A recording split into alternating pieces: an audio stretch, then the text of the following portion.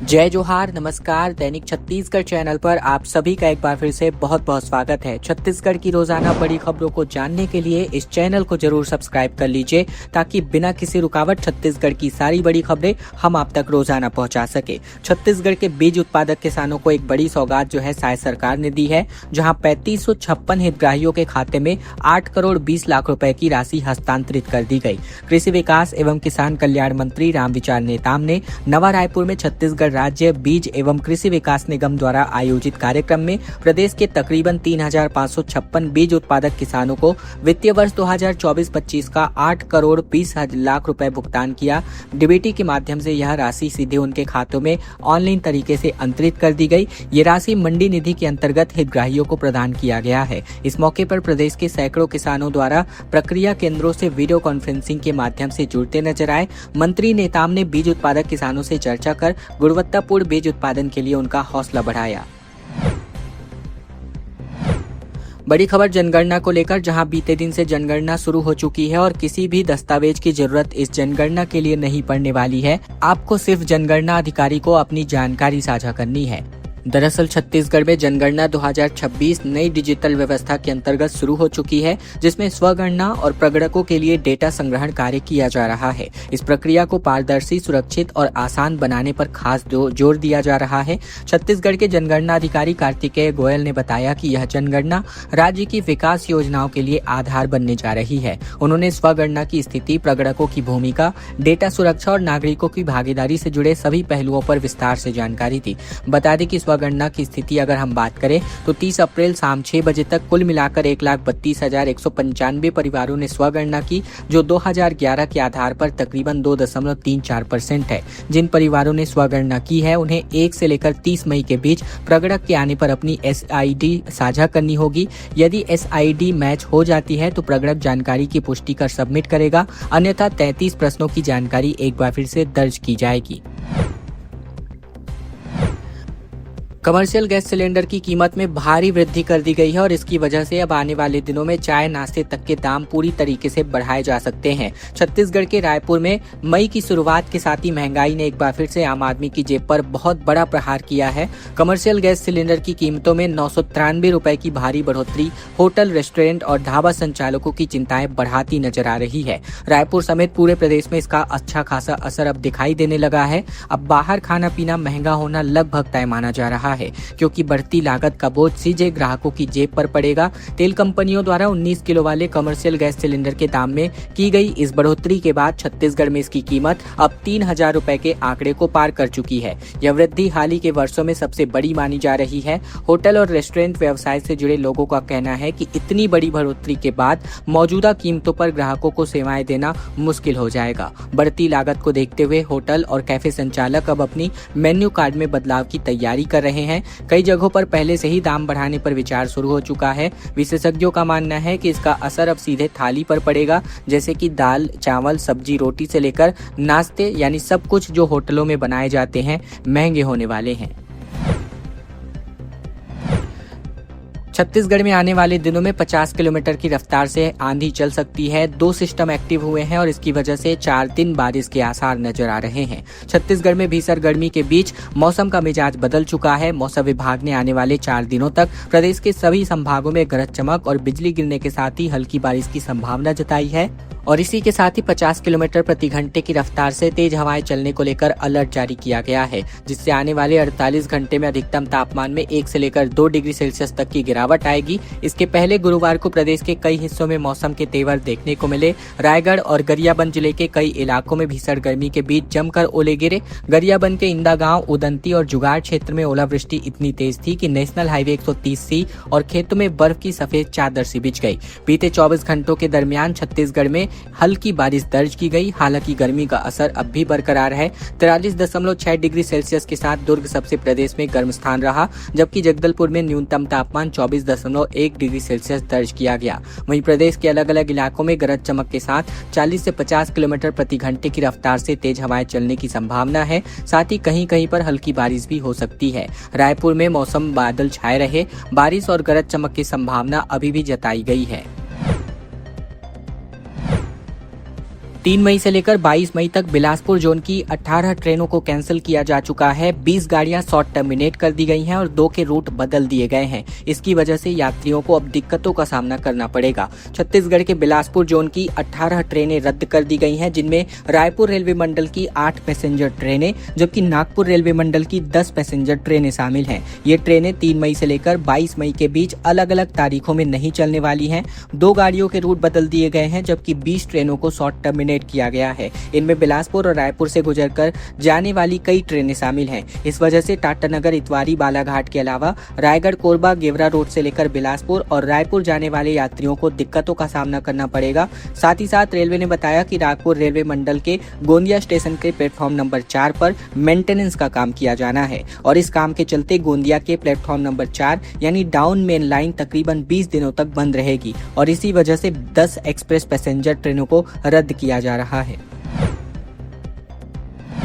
बिलासपुर में कारोबारी से 17 किलो सोना और हीरो का हार जब्त किया गया। विवेक अग्रवाल के यहां 22 घंटे तक जांच हुई। छत्तीसगढ़ के शराब घोटाला मामले में जांच के तहत प्रवर्तन निदेशालय ने बिलासपुर और दुर्ग में एक बड़ी कार्यवाही को अंजाम दिया है। ईडी सूत्रों के मुताबिक बिलासपुर में फरार आरोपी विकास अग्रवाल के भाई विवेक अग्रवाल के कई ठिकानों पर दबिश दी गई, जहाँ टीम ने 17 किलो सोना और हीरो के हार भारी मात्रा में कैश के समेत जब्त किया है। गुरुवार तड़के शुरू हुई यह कार्यवाही देर रात तक चलती रही, जिसमें करोड़ों की संपत्ति के दस्तावेज भी खंगाले गए। दुर्ग में भी ईडी की टीम ने अमर इंफ्रा के संचालक और भाजपा नेता चतुर्भुज राठी के निवास व दफ्तर पर छापा मारा है, जहां उनके आधा दर्जन फर्मों के वित्तीय रिकॉर्ड और निवेश से जुड़े दस्तावेजों की जांच की गई। इसके अलावा भिलाई में गोविंद मंडल के घर और फैक्ट्री में भी टीम ने पहुंच करके घंटों पड़ताल की। हालांकि गोविंद मंडल के मुताबिक टीम गलती से वहां उनके यहाँ गई थी और उन्हें कहीं और जाना था।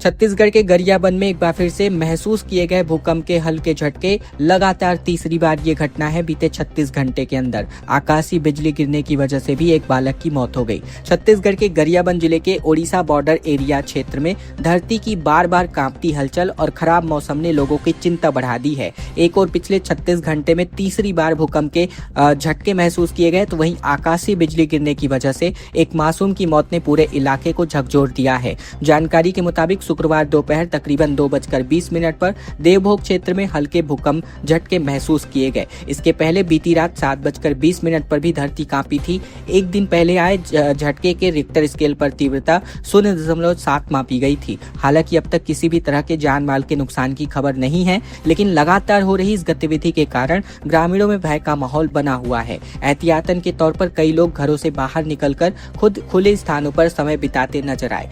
खबरों में आगे बढ़े इसके पहले अगर आपने चैनल अभी तक सब्सक्राइब नहीं किया है, सब्सक्राइब जरूर कर लीजिए छत्तीसगढ़ की रोजाना बड़ी खबरों को जानने के लिए। इसके अलावा इस वीडियो को लाइक और इस वीडियो को शेयर करना बिल्कुल मत भूलिएगा अपने दोस्तों और रिश्तेदारों तक, ताकि उन तक भी यह महत्वपूर्ण बड़ी खबरें बिना किसी रुकावट के आप तक सीधे पहुंचाई जा सके। सचिन पायलट ने कहा कि दिखावे के लिए बुलाया गया विशेष सत्र, कार्यकर्ता घर घर जाकर भाजपा के पाखंड को बेनकाब करने वाले हैं। छत्तीसगढ़ कांग्रेस के प्रदेश प्रभारी सचिन पायलट ने महिला आरक्षण बिल को लेकर बुलाए गए विशेष सत्र को लेकर केंद्र और राज्य सरकार पर निशाना साधा। इन्होंने कहा कि विशेष सत्र केवल दिखावे और झूठ को आगे बढ़ाने के लिए बुलाया गया था, जिसकी सच्चाई को सामने लाने की तैयारी की जा रही है। उन्होंने आगे कहा कि कांग्रेस कार्यकर्ता पूरे छत्तीसगढ़ में घर घर जाकर लोगों से मिलेंगे और भाजपा की नाकामियों को बताएंगे। खास तौर पर महिलाओं को भ्रमित करने के लिए जो पाखंड रच रहे हैं उसे बेनकाब करने का काम करेंगे।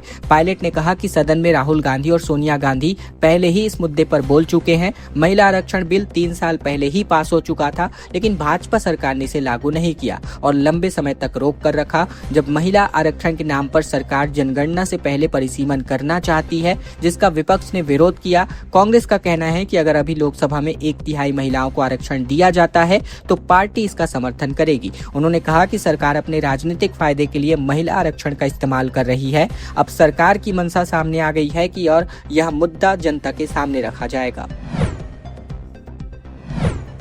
बिलासपुर में गौमांस की तस्करी करते हुए मां और बेटी को गिरफ्तार किया गया। सूटकेस से तकरीबन 10 किलो गौमांस बरामद हुआ। ट्रेन में रायपुर से आई थी और रेलवे स्टेशन के पास पकड़ा गई। छत्तीसगढ़ के बिलासपुर रेलवे स्टेशन के सामने पुलिस ने गुरुवार की रात मां और बेटी को गौमांस के साथ पकड़ा है।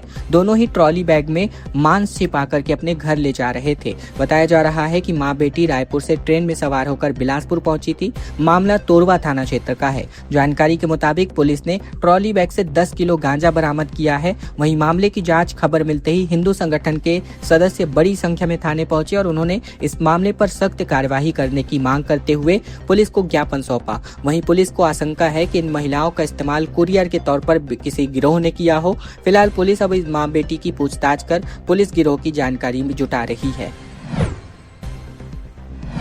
Chhattisgarh board of secondary education ने रीचेकिंग रीवैल्यूएशन आवेदन प्रक्रिया शुरू कर दी है, जिसके लिए आप 14 मई तक अपना एप्लीकेशन प्रस्तुत कर सकते हैं। बता दें, छत्तीसगढ़ में हाई स्कूल और हायर सेकेंडरी की मुख्य परीक्षा 2026 के परीक्षा परिणाम जारी होने के बाद छात्रों के लिए पुनर्गणना, पुनर्मूल्यांकन और उत्तर पुस्तिका की छायाप्रति प्राप्त करने की प्रक्रिया शुरू कर दी गई है। दूसरी ओर मुख्य परीक्षा 2026 के लिए आवेदन की तिथियों को भी घोषणा कर दिया गया है। मंडल की ओर से जारी सूचना के अनुसार परीक्षार्थी रिजल्ट घोषित होने की तारीख से 15 दिनों के भीतर यानी 14 मई 2026 तक पुनर्गणना, पुनर्मूल्यांकन और उत्तर पुस्तिका की छायाप्रति अवलोकन के लिए आवेदन कर सकते हैं। छात्र चाहे तो तीनों प्रक्रियाओं के लिए, किसी 2 प्रक्रियाओं के लिए या किसी एक प्रक्रिया के लिए भी आवेदन कर सकते हैं। आवेदन के लिए निर्धारित प्रारूप मंडल की आधिकारिक वेबसाइट cgbse.nic.in से डाउनलोड किया जा सकता है। परीक्षार्थी आवेदन पत्र जिला, तहसील और विकास खंड स्तर पर अग्रेसित संस्थाओं में भी निर्धारित शुल्क के साथ जमा कर सकते हैं। दंतेवाड़ा पुलिस ने 30 लाख के 141 गुम हुए मोबाइल फोन को ढूंढा और सभी मालिकों को वापस लौटाए। बता दें, दंतेवाड़ा पुलिस ने साइबर सेल की टीम ने तकरीबन गुम हुए 141 मोबाइल फोन बरामद किए हैं, जिसकी कुल कीमत तकरीबन 31 लाख रुपए आंकी गई है। ये सारे गुम हुए मोबाइल फोन दंतेवाड़ा जिले और छत्तीसगढ़ से ही नहीं बल्कि उत्तर प्रदेश समेत अन्य पड़ोसी राज्यों से भी बरामद किए गए हैं। पुलिस ने इन सभी फोन को इनके मालिकों को वापस लौटा दिया है। दंतेवाड़ा पुलिस ने इया अपलो सामान निया कार्यक्रम के अंतर्गत एक अभियान चला रही है और इसी के अंतर्गत ये फोन बरामद किया गया। पुलिस ने पिछले कुछ महीने में 82 लाख रुपए के तकरीबन 393 गुम हुए फोन बरामद कर उनके मालिकों को वापस लौटा दिए हैं।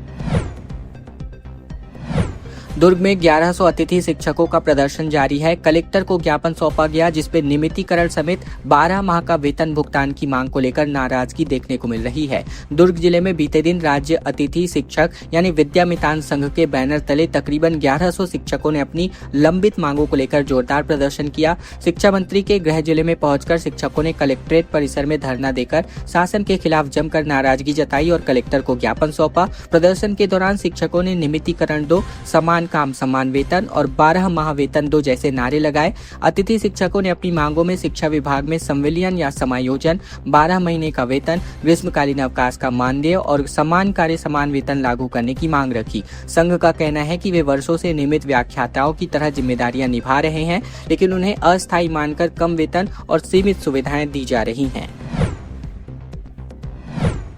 छत्तीसगढ़ विधानसभा में महिला आरक्षण पर शासकीय संकल्प पारित किया गया। 10 घंटे तक हुई चर्चा, जिसमें विपक्ष ने सदन का बहिष्कार कर दिया। छत्तीसगढ़ विधानसभा में शासकीय संकल्प विपक्ष की गैर मौजूदगी में पारित किया गया, जिसमें 33% महिला आरक्षण पर तकरीबन 10 घंटे से ज्यादा समय तक चर्चा हुई। सत्ता पक्ष और विपक्ष के विधायकों ने बीच कई बार तीखी नोकझोंक भी देखने को मिली और इस बीच विपक्ष ने सदन का बहिष्कार कर दिया। विधानसभा अध्यक्ष डॉक्टर रमन सिंह ने बताया कि आगामी मानसून सत्र जुलाई के दूसरे सप्ताह में संभावित है। इसके बाद सदन की कार्यवाही स्थगित कर दी गई। सदन में परिसीमन के बाद लोकसभा और विधानसभा में 33% महिला आरक्षण लागू करने की मांग की गई। विपक्ष ने कहा कि सदन के बाहर निंदा प्रस्ताव की बात कही गई थी और अब शासकीय संकल्प लाकर चर्चा कर रहे हैं। विपक्ष का कहना था कि जनगणना के बाद महिला आरक्षण लागू किया जाए। खबरों का सिलसिला बस यहीं तक का था। अगर आपको यह वीडियो अच्छा लगा, वीडियो को एक छोटा सा लाइक कर दीजिए। चैनल पर नए हैं, चैनल को जरूर से सब्सक्राइब कर लीजिए, ताकि बिना किसी रुकावट छत्तीसगढ़ की तमाम बड़ी खबरें हम आप तक रोजाना पहुंचा सके। इसके अलावा इस वीडियो को लाइक करने के साथ इस वीडियो को शेयर कर दीजिएगा अपने दोस्तों, रिश्तेदारों, भाइयों, बहनों तक, ताकि अपनी ये तमाम छत्तीसगढ़ की सारी महत्वपूर्ण जानकारी बिना किसी रुकावट के रोजाना पहुंचाई जा सके।